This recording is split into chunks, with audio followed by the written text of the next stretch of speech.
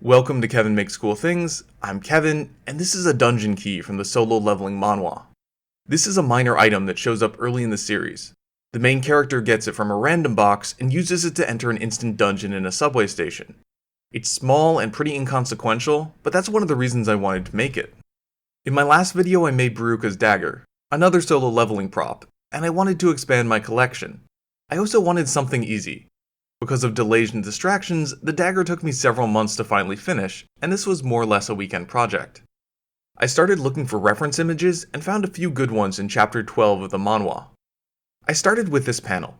You can see that these bulges divide the key into 3 sections. I couldn't see the base of the key in this picture, so I assumed it was the same size as the tooth section.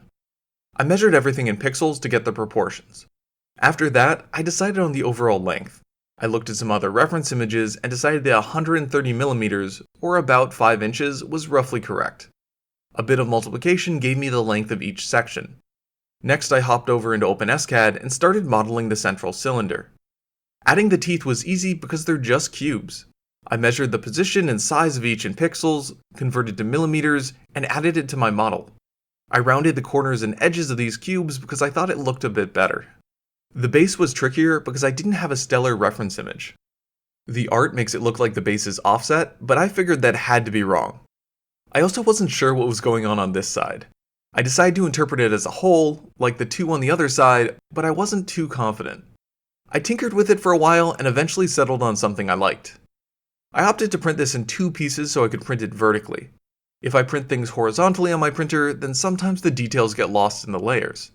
It's not a big issue for larger prints, but for something small like this, I didn't want to risk it.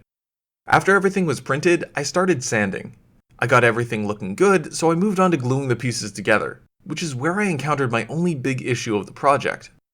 In my model I included a hollow to fit a piece of nail in between these 2 pieces.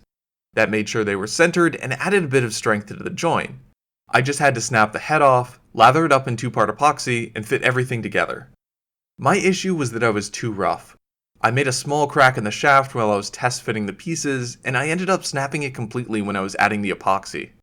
My solution was to improvise and repeat the step. I broke off a smaller section of a nail, drilled out a new channel for it, and repeated the process. The result wasn't perfect, but I'd say it's salvaged. I covered everything in wood filler and then came back for another round of sanding.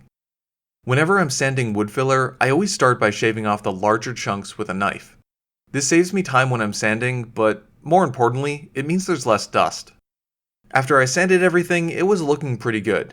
I can still see where I broke it, but it's not glaringly obvious. Next I did a few coats of white paint as a base, and then added the green. After the paint dried, I applied some glossy Mod Podge because it's depicted as being shiny.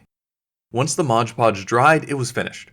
It turned out pretty well, and I think it will make a nice addition to my solo leveling collection. If you want to make your own, I posted a link to the files in the description. If you want to support the channel, then like and subscribe.